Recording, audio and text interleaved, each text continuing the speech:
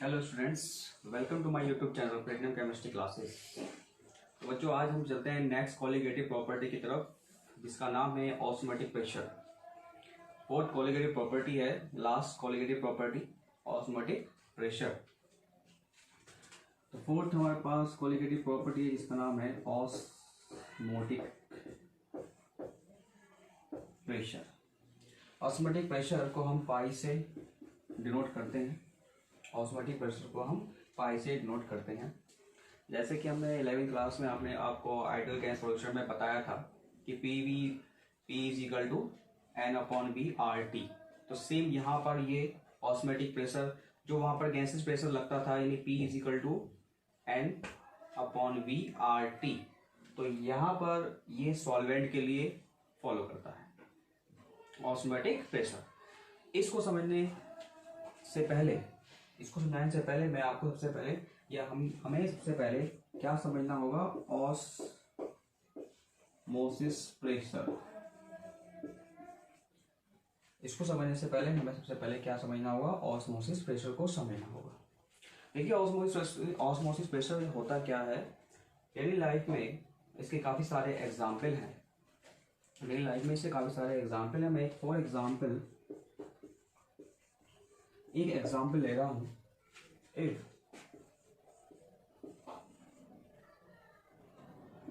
Resin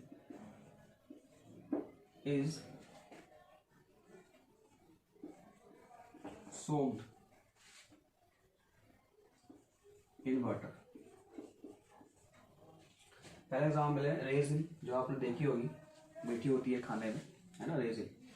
तो यहाँ पर मैं एक एग्जाम्पल ले रहा हूँ ऑस्मोसिस प्रेशर को समझाने के लिए, जिसका नाम है रेजिन, है ना। Resin is soaked in water. ठीक है, आपने कभी देखा होगा कि जब रेजिन को रात में वाटर में भिगोकर रखते हैं, रेजिन को रात में मिड नाइट वाटर में हम भिगो के रखते हैं, तो सुबह क्या होता है, वो फूल जाती है। क्या हो जाती है? फूल जाती है, सैलो। तो ऐसा क्यों होता है? ये मेरे पास इस कंटेनर में वाटर है, प्योर वाटर। ये क्या है? रेजिन है। क्या है ये क्या है? रेजिन है। तो अब क्या होगा इसमें कि जो सॉल्वेंट हमारा क्या है यहाँ पर? वाटर। क्या है यहाँ पर? वाटर है। तो वाटर के जो पार्टिकल्स होंगे वो एंटर करेंगे किसमें? रेजिन में। किसमें एंटर करेंगे? रेजिन में। रेजिन में एंटर करेंगे, तो इसी प्रोसेस को हम कहते हैं ऑस्मोसिस प्रेशर। Osmosis pressure. सुबह जब हम उठते हैं तो देखते हैं कि रेजिन का साइज क्या हो जाता है, वो क्या हो जाता है? इंक्रीज हो जाता है। क्या हो जाता है? बढ़ जाता है। तो ये साइज जो बढ़ गया है, ये जो प्रोसेस हो रहा है, यानी वाटर सॉल्वेंट जो वाटर है ना, प्योर वाटर, उसके पार्टिकल्स अंदर एंटर कर रहे हैं और वो फूल जाता है। इसी को ऑस्मोसिस प्रेशर कहते हैं। अभी और प्रैक्टिकली मैं आपको समझाऊंगा। तो ये आपका पहला है इसको समझाने के लिए। अब रेजिन जो होती है, रेजिन उसके अंदर ग्लूकोज, सुक्रोज, मीठी होती है ना खाने के लिए, ग्लूकोज, सुक्रोज, है ना, ये चीज पाई जाती है ना। तो जो हमारे पास इस रेजिन के अंदर लिक्विड होता है वो कंसंट्रेट होता है। क्या होता है? कंसंट्रेट होता है। तो जो डाइल्यूट हमारे पास, यानी ये तो हमारे पास डाइल्यूट हो गया, है ना, और ये कंसंट्रेटेड है, यानी वाटर है और ये कंसंट्रेटेड है। जब कंसंट्रेटेड में वाटर मिला दे तो वो क्या बन जाता है? डाइल्यूट बन जाता है। क्या बन जाता है? डाइल्यूट बन जाता है। तो इसमें जो स्टेटमेंट है, जो डाइल्यूट टू पार्टिकल किस तरह करेंगे? कंसंट्रेशन की तरफ फॉलो करेंगे। किसकी तरफ करेंगे? कंसंट्रेशन की तरफ फॉलो करेंगे। ठीक है, कंसंट्रेशन की तरफ फॉलो करेंगे।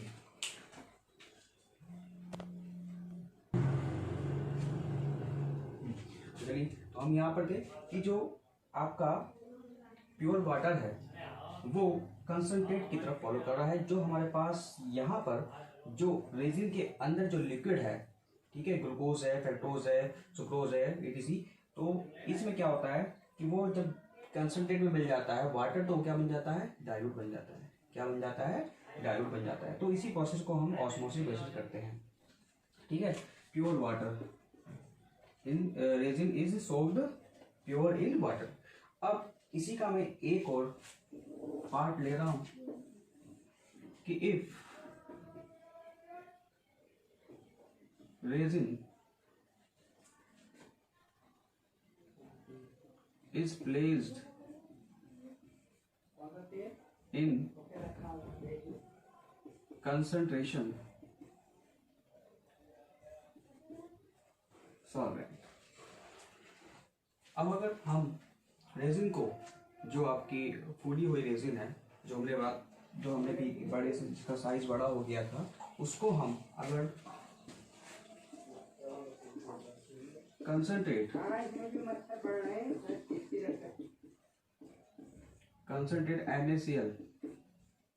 NaCl में डिप कर देते हैं तो क्या होता है कि जो आपका डाइल्यूट इसके अंदर जो रेजिन है, साइज है रेजिन है, इसमें अंदर डाइल्यूट भरा हुआ पानी है, तो वो क्या होगा, वो बाहर की ओर यानी कंसंट्रेट की तरफ को फॉलो करेगा।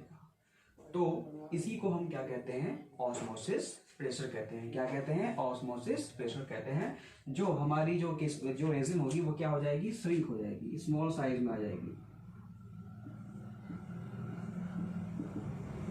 क्या हो जाएगी, श्रिंक हो जाएगी, यानी सिकुड़ जाएगी। यहाँ पर क्या हो जाएगी, यहाँ पे बड़ी हो जाती है, साइज का बड़ा हो जाता है। और यहाँ पर अगर हम इसको, जो भीगी हुई आपकी रेजिन होती है, उसको अगर हम कंसंट्रेट NaCl में डिप कर देते हैं तो उसके अंदर जो भरा हुआ डाइल्यूट सोल्यूशन है, उसके पार्टिकल्स बाहर फॉलो करेंगे, किसके फॉलो करेंगे, कंसंट्रेट की तरफ को।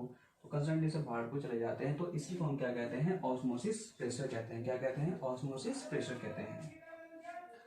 अब इसमें एक बात बताता हूं कि जो ये ऑस्मोसिस प्रेशर होता है, उसके बीच में जो लेयर होती है, जो ये हमारे पास रेजिन होती है, रेजिन उसके सेल जो होता है, एक सेल जो होता है, उसको क्या कहते हैं हम, SPM।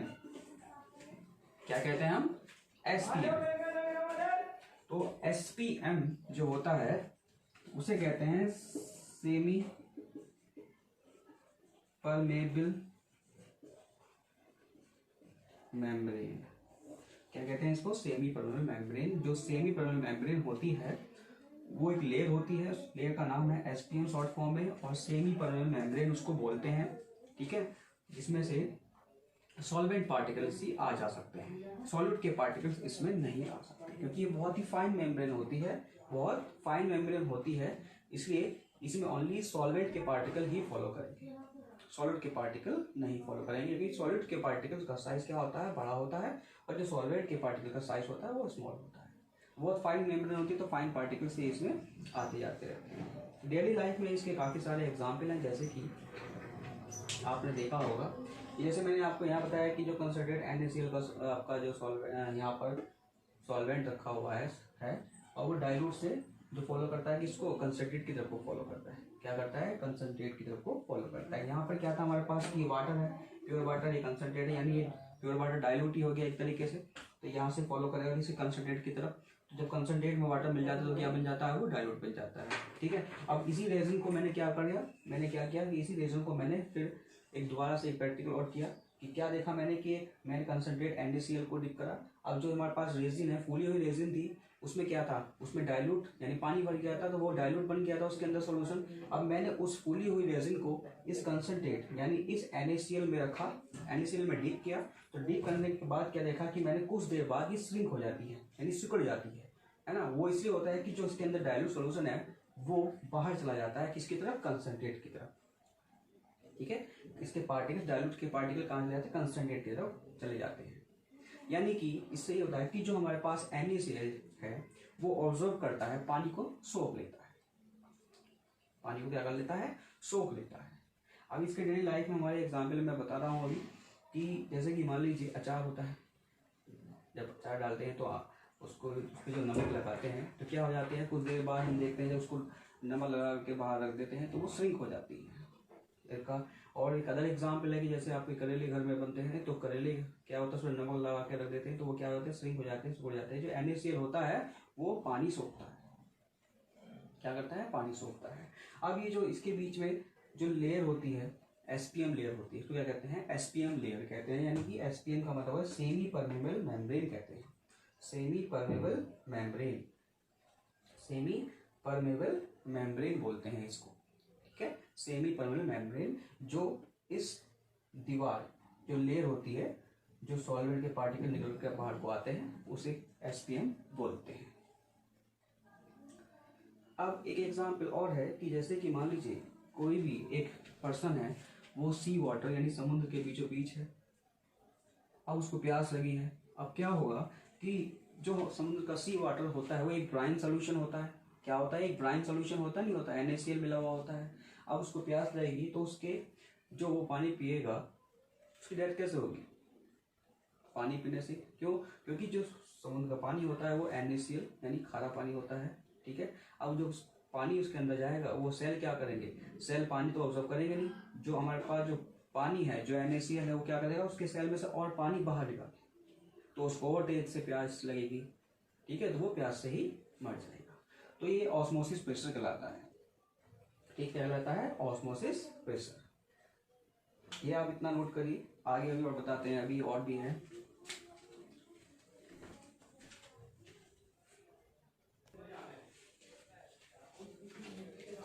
थोड़ा इसको और समझ लेंगे SPM में, ये नोट कर लेंगे यहाँ से SPM, ये कंसंट्रेशन आप कर लेना यहाँ पे, कंसंट्रेशन NaCl सॉल्यूशन।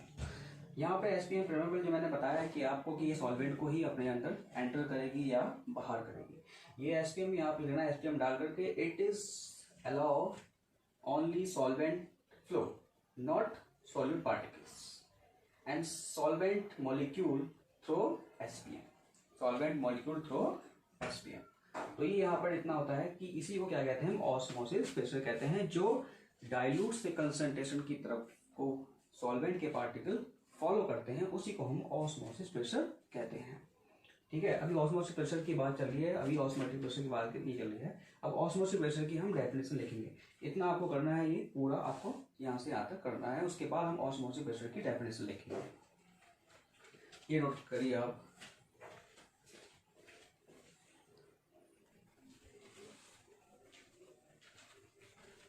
चलिए अब आगे चलते हैं वहां से। ऑस्मोसिस की डेफिनेशन देखिए, it is spontaneous flow of solvent particles through SPM from dilute solution to concentrated solution.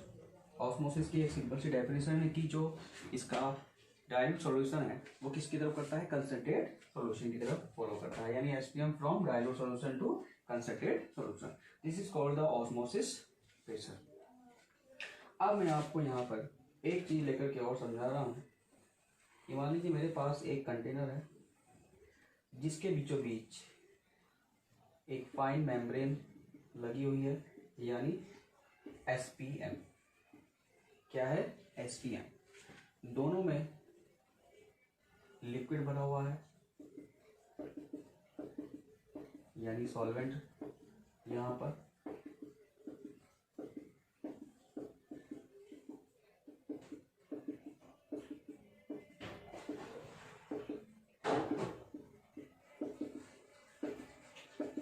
अब दोनों में यानी इसमें भी 1 लीटर है और इसमें भी 1 लीटर है, एक लीटर दोनों में क्या भरा हुआ है, सॉल्वेंट भरा हुआ है, हमारे पास एक सोल्यूशन भरा हुआ है, सॉल्यूशन भरा हुआ है, ठीक है, सॉल्वेंट प्लस। अब इसमें क्या है कि मैं इसमें 1 मोल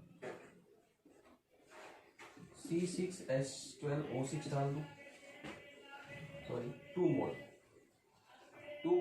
C6H12O6 डाल दूं, ठीक है, और इसमें डाल दूं मैं 1 मोल। अब 1 लीटर वाटर है, 1 लीटर वाटर इसमें है, यानी 1 लीटर सॉल्यूशन हमारा बन गया है, 1 मोल इसमें डाल दिया है, 2 मोल इसमें डाल दिया है, तो कंसंट्रेट कौन सा होगा, ये वाला, ठीक है। तो ये आपका डाइल्यूट है,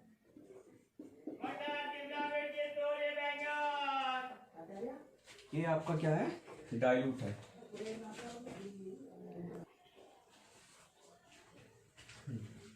तो देखिए अब इसमें इसमें एक में डाइल्यूट है, एक पार्ट में डाइल्यूट है, एक पार्ट में कंसंट्रेटेड है। तो अब यहाँ पर हम ऑस्मोसिस कर चुके थे। अब मैं यहाँ पर ऑस्मोटिक प्रेशर बता रहा हूँ कि ऑस्मोटिक प्रेशर किसे कहते हैं, क्या होता है ऑस्मोटिक प्रेशर। तो देखिए इसमें जो पार्टिकल्स हैं, यहाँ पर ये पार्टिकल जो हैं ये किसकी तरफ मूवमेंट कर रहे हैं, डाइल्यूट से कंसंट्रेट की तरफ कर रहे हैं। किसकी तरफ कर रहे हैं, डाइल्यूट से कंसंट्रेट की तरफ कर रहे हैं। ठीक है, अब मैं क्या करता हूँ कि यहाँ पर एक पिस्टन लगा देता हूँ। क्या लगा देता हूँ, पिस्टन लगा देता हूँ, जिससे कि मेरे को पता चल जाए कि कितना इस पर फोर्स यानी कितना दाब लग रहा है, कितना प्रेशर लग रहा है, कितना प्रेशर लग रहा है कि इधर से डाइल्यूट से कंसंट्रेट की तरफ जो पार्टिकल्स आ रहे हैं वो इस पर कितना प्रेशर डाल रहे हैं। अब मैं कैसे मेजर करूँगा, मान लीजिए फॉर एग्जाम्पल है एक रूम है, रूम में जो गैस एयर होती है, अब डोर है, अब डोर पर जो गैस का प्रेशर लग रहा है ना, वो मैं कैसे मेजर करूँगा, वो मैं कैसे मेजर करूँगा कि मैं बाहर से एक प्रेशर लगाऊंगा, अपनी तरफ से एक प्रेशर लगाऊंगा कि जो प्रेशर मुझे पता होगा कि ये प्रेशर कितना है।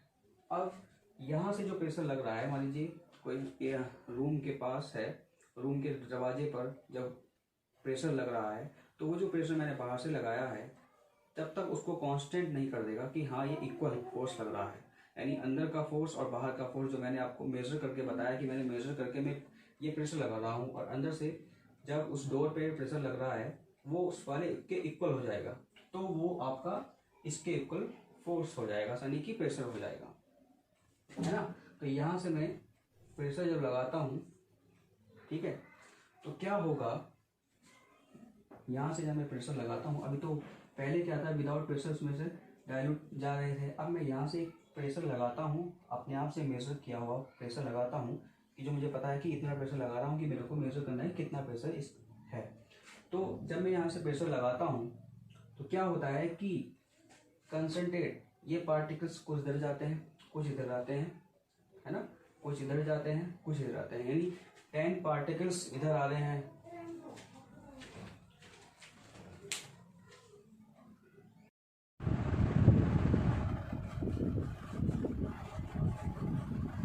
यस। चलिए, तो हम यहाँ पर थे कि जो हमारा सोल्यूशन है, जो हमारे सॉल्वेंट के पार्टिकल प्रेशर लगा रखा है इसमें ऑस्मोसिस। देखिए यहाँ से ये जो प्रोसेस हो रहा है इसको कहेंगे ऑस्मोटिक प्रेशर, क्या कहेंगे, सॉरी ऑस्मोसिस प्रेशर कहेंगे।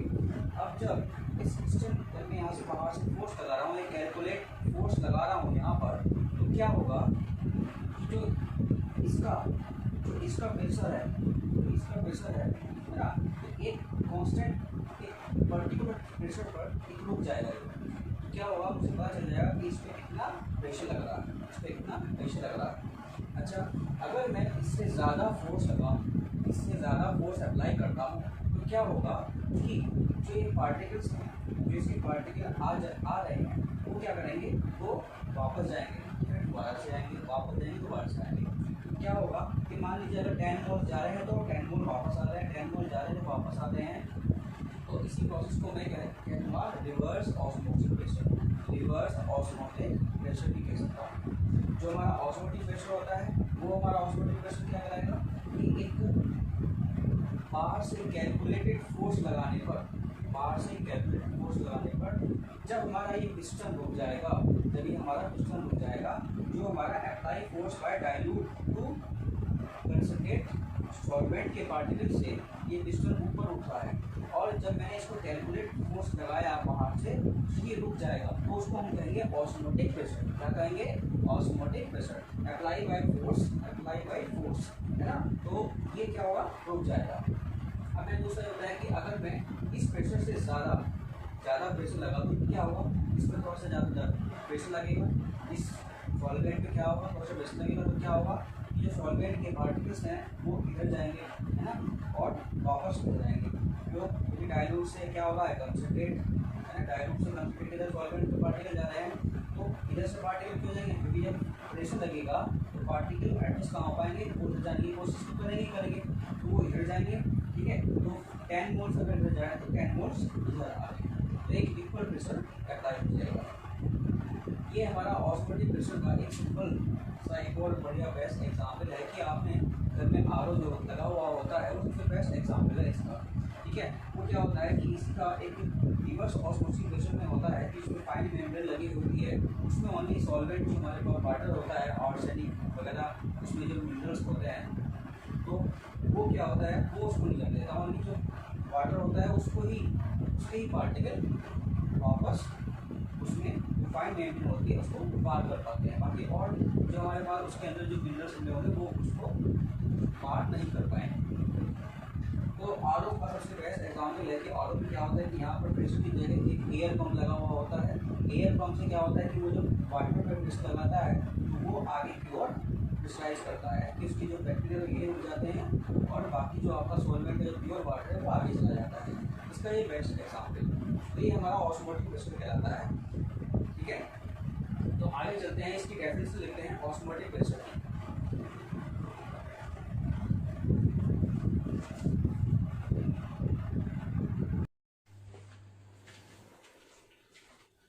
चलिए अब चलते हैं ऑस्मोटिक प्रेशर की डेफिनेशन पर, है ना।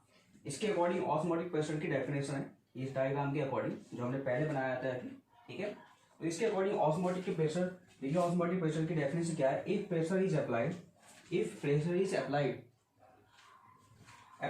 Over concentrate solution osmosis decreases. जो ऑस्मोसिस प्रेशर हो रहा है वो क्या होगा, डिक्रीज होगा, किसके, इस प्रेशर को लगाने पर। प्रेशर वेयर ऑस्मोसिस स्टॉप्स, जहां पर ऑस्मोसिस होना स्टॉप हो जाएगा यानी इसके पार्टिकल जाने बंद हो जाएंगे, इज कॉल्ड ऑस्मोटिक प्रेशर। तो P is equal to pi, P is equal to इसका हो जाएगा प्रेशर इक्वल टू पाई, यानी ये प्रेशर अप्लाई किया तो क्या हो गया, जो हमारा प्रोसेस ये है कि कंसंट्रेट सॉल्यूशन में जो ऑस्मोसिस डिक्रीज होगा एट प्रेशर, जो प्रेशर लगाया हुआ है, वेयर ऑस्मोसिस स्टॉप्स, जहां पर ऑस्मोसिस स्टॉप हो जाएगा, यानी कि ये पिस्टन जो है हमारा, जो इस अप्लाई जो हमारा पर डायलूट से कंसंट्रेट की तरफ हमारे पास सॉल्वेंट के पार्टिकल जा रहे थे, जिससे हमारा ये पिस्टन ऊपर नीचे हो रहा था। फिर उसके बाद क्या किया हमने, बाहर से कैलकुलेटेड फोर्स लगाया, फोर्स लगाने के बाद में जब ये ऑस्मोसिस स्टॉप हो जाएगा, जिस जगह पर ये स्टॉप हो जाएगा, ये पिस्टन हिलना बंद हो जाएगा, तो वो क्या कहलाएगा, आपका ऑस्मोटिक प्रेशर कहलाएगा। ऑस्मोटिक प्रेशर कहलाएगा यानी P is equal to pi, तो यहाँ पे हो गया P is equal to pi. If applied pressure is more than, जो हमारा अप्लाइड प्रेशर है वो more than P is equal to pi का रहेगा, किसका रहेगा, more than P is equal to pi. ठीक है, आगे है osmotic takes place from concentrated to dilute solution, then it is called reverse osmotic pressure. तो यहाँ पर ऑस्मोटिक टेक्स प्लेस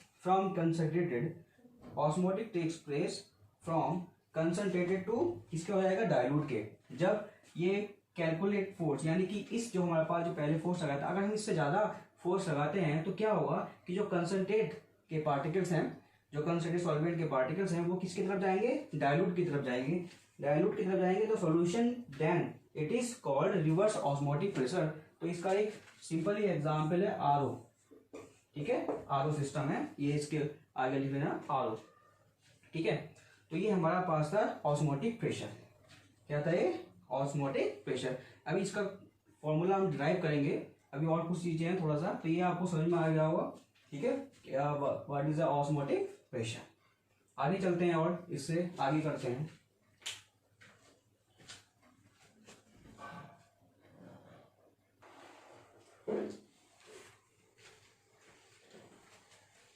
चलिए अब चलते हैं नेक्स्ट पे, यानी उससे आगे।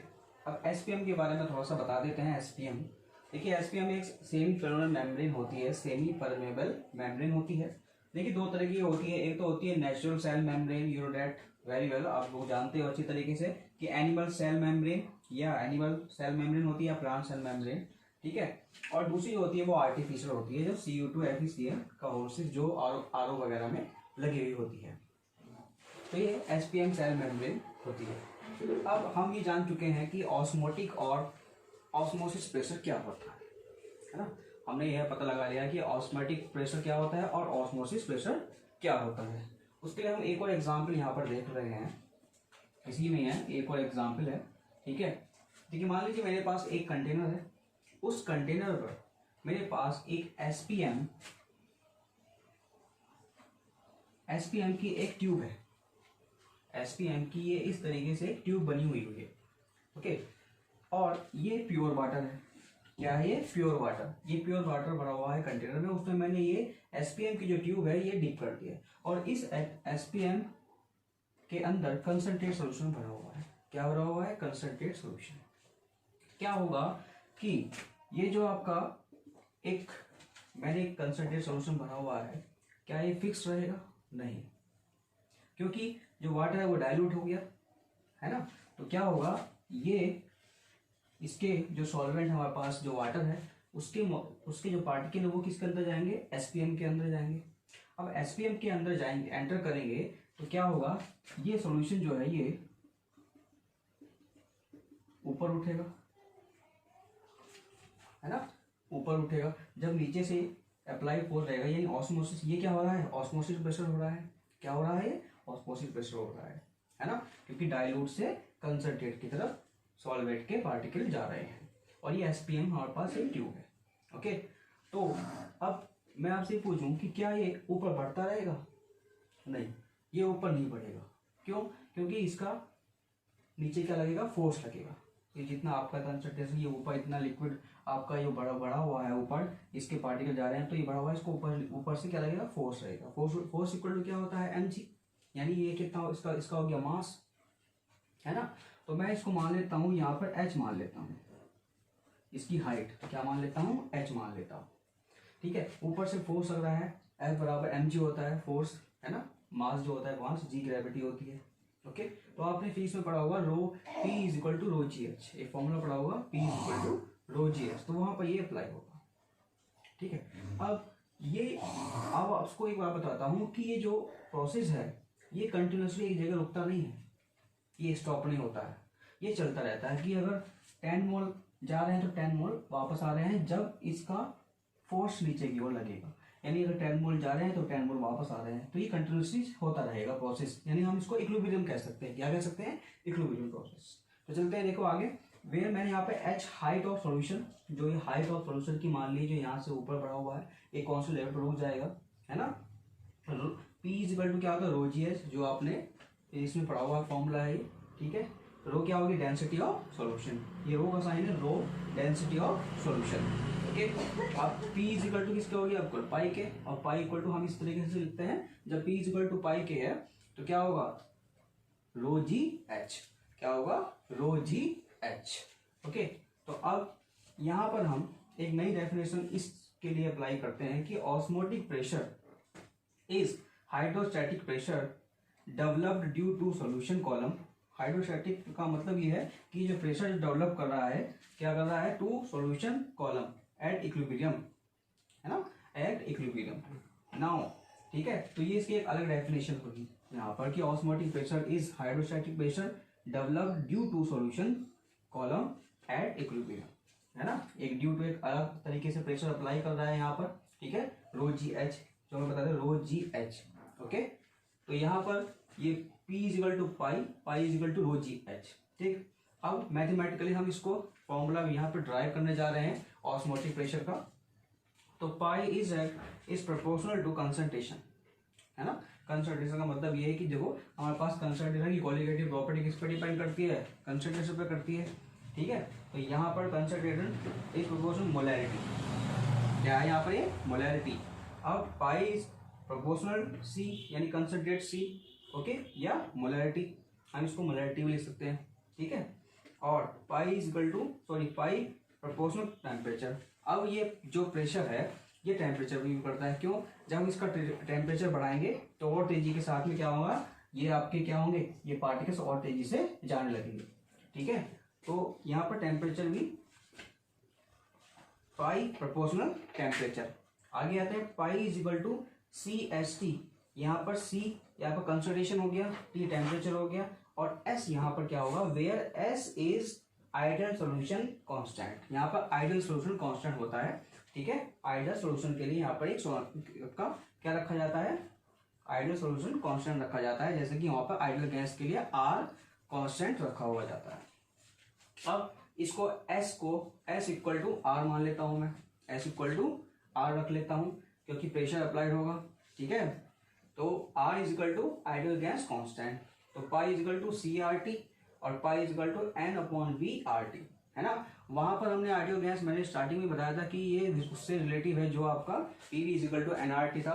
तो यहाँ पर देखिए ये आ चुका है pi is equal to NRT/PV, pi is equal to NRT/V।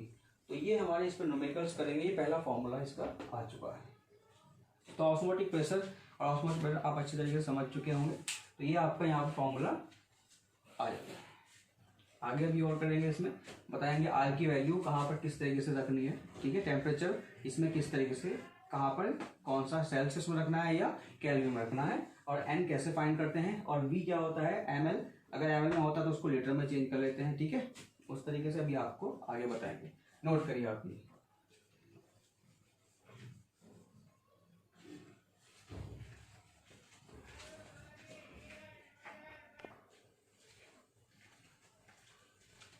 अब आगे चलते हैं, देखिए इसमें हम किस तरीके से कौन सी वैल्यू कैसे रखते हैं। तो देखिए पाई इज इक्वल टू NRT/V, ठीक है। अब pi is equal to NRT/V, कुछ बच्चों के दिमाग में ये चल रहा होगा कि S is equal to R क्यों रखा। जो न्यूमेरिकल की जो वैल्यू होती है वो दोनों के इक्वल होती है, इसलिए हमने R इसको यहाँ पर रख लिया है, ठीक है। जो इनकी वैल्यू जो होती है गिवन जो यूनिवर्सल कांस्टेंट है ना ये, तो इनकी वैल्यू जो होती है वो इक्वल होती है, ठीक है। चलिए where n number of moles of solvent observe किए हुए है ना, ऑब्जर्व किए हुए, जैसे कि NaCl डाल देते हैं तो वो अलग अलग उसमें हो जाता है ना। यूरिया है, यूरिया हमने अगर किसी सॉल्वेंट में डाल दिया तो 1 मोल में 1 मोल ही होता है, जैसे 1 मोल डाला तो 1 मोल ही होता है ना। और अगर हम NaCl डालते हैं तो वो दो उसमें टूट जाता है, 2 मोल बन जाते हैं, है ना, टूट जाता है। तो वे वाले ये ऑब्जर्व किए हुए number of moles of solute है। V जो होगा वॉल्यूम इन लीटर में होगा हमेशा, इसमें ये ध्यान रखना है। R गैस कांस्टेंट और T टेम्परेचर यानी केल्विन में होगा, ओके। अब आते हैं आगे, जो हमारे पास R की वैल्यू है, इन क्वेश्चनों में क्या होता है कि R की वैल्यू कहीं कहीं अलग रखी हुई होती है, 2 तरीके की वैल्यू होती है ना। तो मैं आपको बता रहा हूँ कि R की वैल्यू 8.314 जूल पर मोल केल्विन कब रखनी है। देखिए जब हमें V is equal to meter cube में दे रखा हो तो हमें इसमें लीटर में चेंज करना है। 1 मीटर क्यूब कितना होता है 1000 लीटर, T केल्विन में, और पाई इसकी यूनिट जो आएगी वो न्यूटन पर मीटर या पास्कल, है ना। पास्कल में जब आंसर पूछ रहा होगा पास्कल में, तो क्वेश्चन में आपको कह देता है कि आपको इसका आंसर पास्कल में देना है कि calculate the osmotic pressure in pascal, तो आपको ये वाली यूनिट अप्लाई करनी है यहाँ पर इसकी R की वैल्यू, ठीक है। अब आते हैं सेकंड थिंग आती है कि ये आते हैं 0.0821 लीटर ATM पर मोल केल्विन, 0.0 लीटर पर मोल केल्विन। तो देखिए इसमें क्या होता है, अप्रोक्सीमेट वैल्यू ये होती है, ये आप ये भी रख सकते हो और आप ये भी 25/3 भी रख सकते हो, है ना। ये कैलकुलेशन करके निकाली हुई फाइंड की हुई वैल्यू है, आप ये भी रख सकते हो ये भी रख सकते हो, है ना। क्योंकि ये इसे रखते हैं क्योंकि क्या होता है कि कैलकुलेशन करने में बहुत प्रॉब्लम होती है बच्चों को, है ना। अब ये R की वैल्यू आप लीटर ATM पर मोल केल्विन कब रखेंगे कि देखिए इसमें V को लीटर में दिया होना चाहिए और T आपका केल्विन में, वो तो होना ही है, ठीक है। और ATM में पूछा जाए, ठीक है, तो वो हम आपको वैल्यू कौन सी रखनी है, यही रखनी है, क्योंकि लीटर से लीटर कैंसिल हो जाएगा तो ATM आपकी यूनिट आ जाएगी। अब 1 ATM इक्वल टू क्या होता है 1.013 मल्टीप्लाई 10⁵ न्यूटन पर मीटर क्यूब, ये नोट कर लेना। और 1 बार इक्वल टू 10⁵ न्यूटन पर मीटर क्यूब होता है। तो यहाँ पर ये आपका ऑस्मोटिक प्रेशर का जो आपका फॉर्मूला है वो कंप्लीट होता है। इस तरीके से इसको यूज करना है। अब इसके हम न्यूमेरिकल्स पे स्टार्ट करते हैं, इसके क्वेश्चंस करेंगे हम, नोट कर।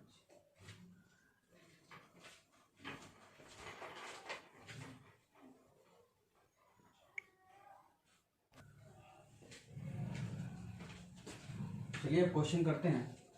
हमारे पास रेडी पहला क्वेश्चन है, 60 gram urea is dissolve in 5 litre solution at 27 degree Celsius, calculate osmotic pressure in ATM। इसमें क्वेश्चंस में दे रखा है आपको एटीएम में करना है फाइंड एटमॉस्फेरिक प्रेशर में। आर की वैल्यू आपको गिवन दे रखी है, ठीक है। तो देखिए हम क्वेश्चन करना स्टार्ट करते हैं। सबसे पहले तो हम 60 ग्राम यूरिया है इस डिजोल्व, हम 5 लीटर सोल्यूशन में डिजोल्व कर रहे हैं, तो इसके नंबर ऑफ मोल्स फाइंड करेंगे। Number of moles of urea यानी एन यूरिया इक्वल टू, यानी गिवन वेट अपॉन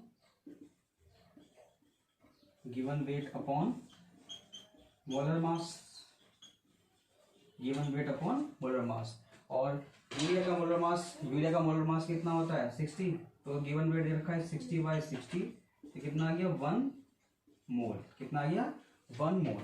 अब टेम्परेचर कितना दे रखा है, टेम्परेचर आपका दे रखा है 27 डिग्री सेल्सियस, तो केल्विन में चेंज करेंगे 270 + 273, तो ये आ जाएगा आपका 300 केल्विन। कितना आ गया 300 केल्विन आ गया, ठीक है।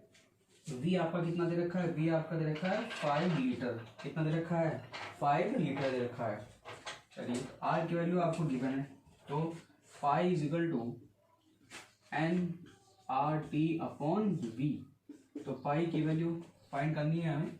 N की वैल्यू आपकी 1 मोल मल्टीप्लाई R की वैल्यू आपको दे रखी है 1/12 लीटर ATM पर मोल केल्विन डिवाइड बाय आपको 5 लीटर दे रखा है। कितना 5 लीटर, ठीक है बच्चों। तो देखिए यहाँ पर मोल से मोल कैंसिल हो गया क्योंकि ये पर मोल है, लीटर से लीटर कैंसिल हो गया, ठीक है। तो आएगा आगे, और टेम्परेचर हमारे पास कितना था 300 केल्विन, 300 केल्विन। और केल्विन तो नीचे है क्योंकि पर मोल लिखा हुआ है, ये नीचे है, तो ये कैंसिल, केल्विन से केल्विन कैंसिल हो गया, के से के। तो आगे बचा हमारे पास 312 × 5, 12 × 5, तो ये कितना आ जाएगा 6 2 × 12, 6 × 30, कितना आ गया 50 डिवाइड बाई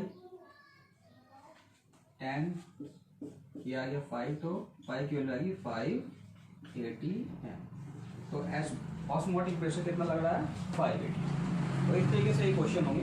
नेक्स्ट क्वेश्चन की तरफ चलते हैं, नोट करिए।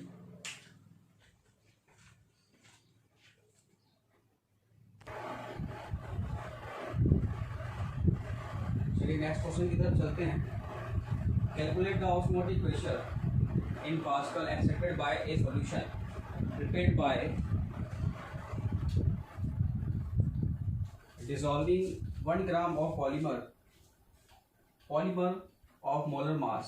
जो पॉलीमर्स होते हैं उनका मोलर मास कुछ हाई होता है, जो मोलर मास 18500 है, इसका मोलर मास जो 1 ग्राम लिया है, ठीक है।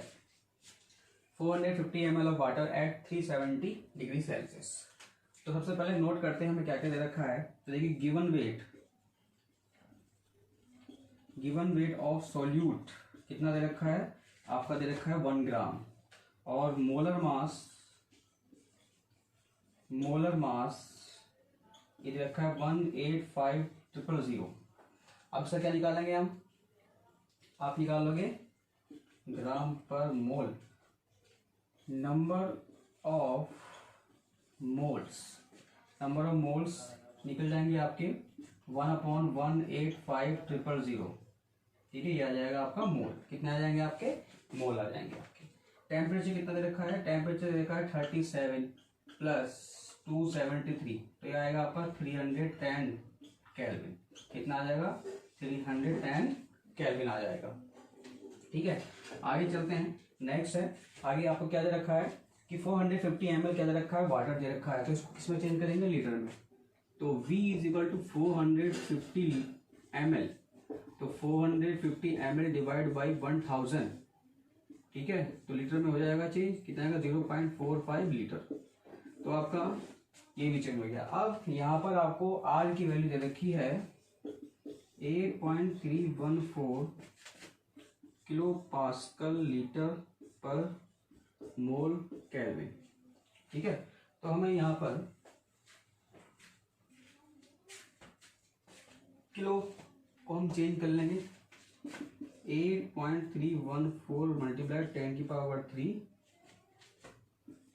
पास्कल लीटर पर मोल कैलोरी।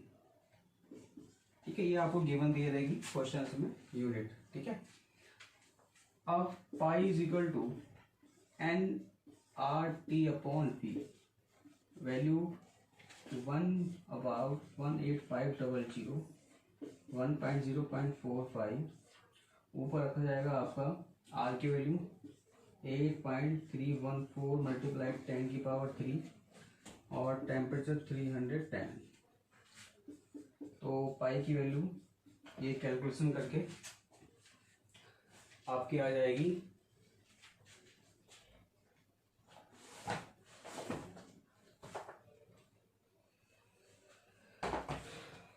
ये आएगी 30.96 पास्कल। ये कैलकुलेशन करके आ जाएगी 39.6 पास्कल। तो इस तरीके से ये क्वेश्चन होंगे इसके। ठीक है, ऑस्मोटिक प्रेशर के। ये ऑस्मोटिक प्रेशर यहाँ पर आपकी कोलिगेटिव प्रॉपर्टी समाप्त होती है। इसके बाद हम नेक्स्ट वन टाइम फैक्टर पे चलेंगे। इसका क्वेश्चन वेरी वेरी इंपॉर्टेंट है। ठीक है, जो हमने सारी कोलिगेटिव प्रॉपर्टी पढ़ी है, चारों की चारों कोलिगेटिव प्रॉपर्टी पढ़ चुके हैं हम। तो इसी पर बेस आपका वन टाइम फैक्टर उसी में ऐड हो जाएगा आई। अब हम आई की बात करेंगे, आई क्या होता है। ठीक है, तो हम दोबारा से फिर इसमें न्यूमेरिकल्स करेंगे वन टाइम फैक्टर का। एबनॉर्मल मास, ठीक है, एबनॉर्मल मास के उसमें भी हम डिस्कस करेंगे। तो आप नोट करिए, उसके बाद चलते हैं हम नेक्स्ट।